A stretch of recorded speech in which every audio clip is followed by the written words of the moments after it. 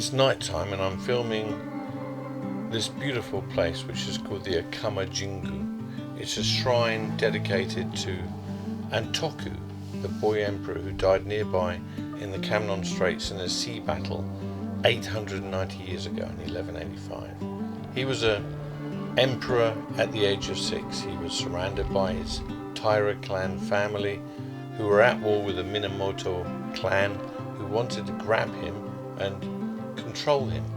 They lost lots of battles. They were beaten. The Minamoto were richer, more powerful and had more allies. And so they fled.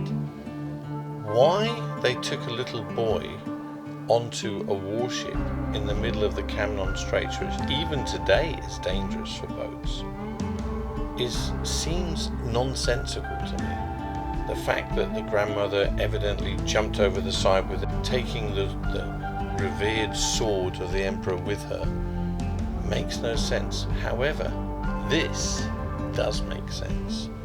He didn't die. Someone else did maybe, but he didn't die. And the grandmother was with him in safety.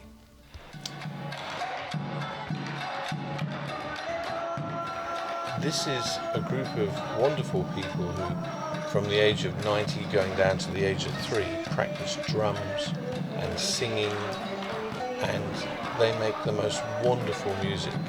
But this music is very, very old and hasn't changed much for 830 years.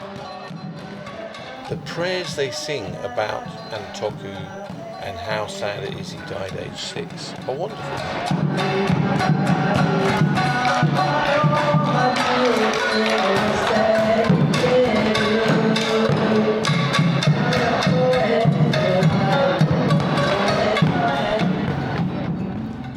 I've got to think clearly now, and I'm going to one of 49 sites I found.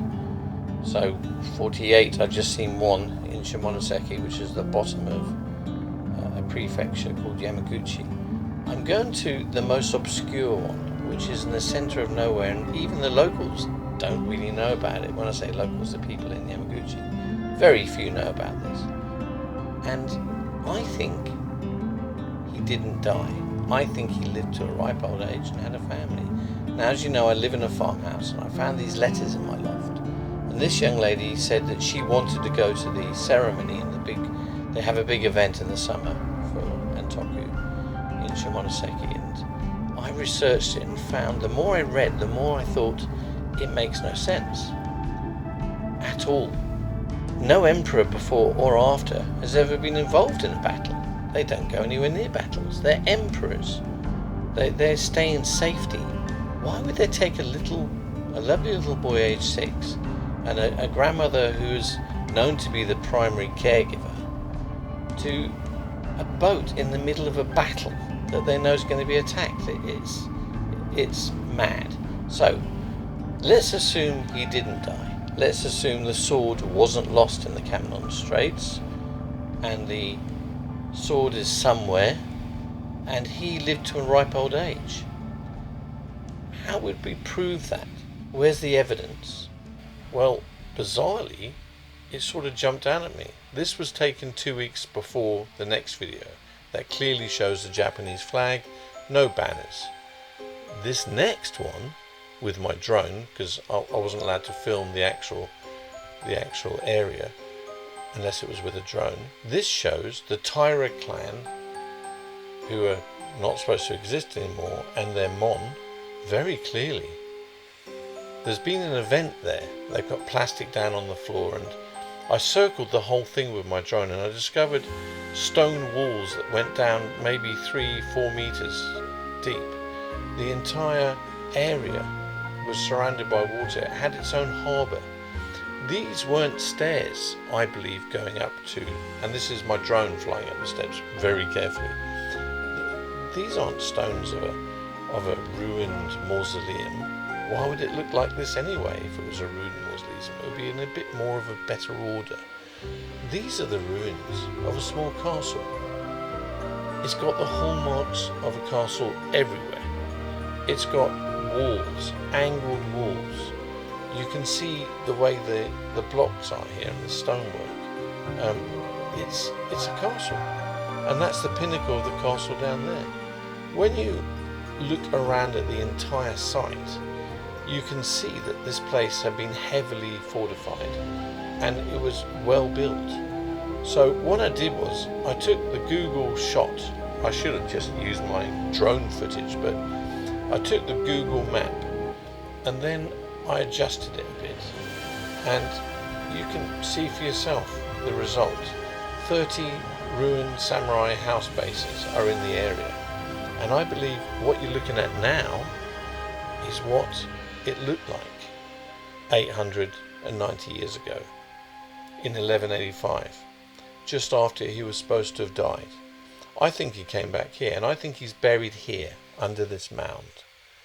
And the fact that they've got the Taira banners up and they've got these red sticks everywhere and chains and plastic on the floor, they've even painted red into the writing about him, which is unusual. It's almost like defacing the stonework, but it's been done quite nicely and carefully. So if you were going to hide a young emperor who had abdicated and he grew old, is this how you would look at the age of 75? Because to me it seems the only logical answer to this conundrum. It's a story that was designed to push people away from the truth and to allow this man, this boy, to turn into a man, possibly have a family, probably have a family, because who would be the people? These people who go and celebrate this at his castle stroke gravesite. So have a look online, see what you think. Any comments, great, please send them to me. This is the mon that was at the actual site, and it hasn't been seen for years and years and years. In fact, I couldn't find it anywhere without looking in great depth in libraries, and even then it's a very small picture of it. So the Taira clan still exist, even though they were technically wiped out 800 years ago, and the descendants perhaps are still here, because I don't think ghosts put up those banners and took down the Japanese flag.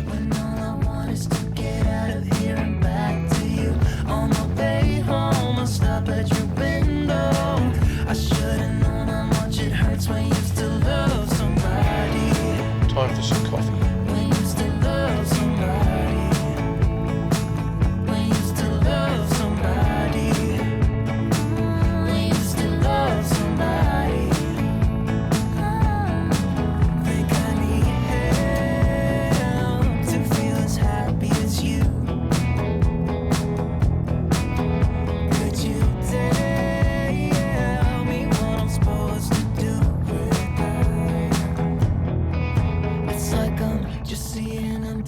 Staring from across the room, when all I want is to get out of here and back to you.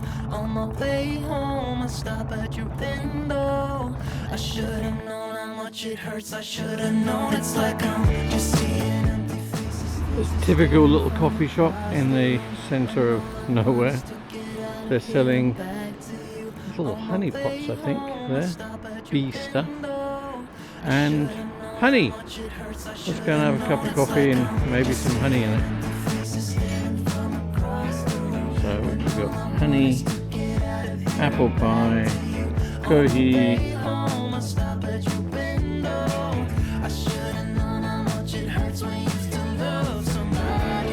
so I'm going to buy a little jar of honey.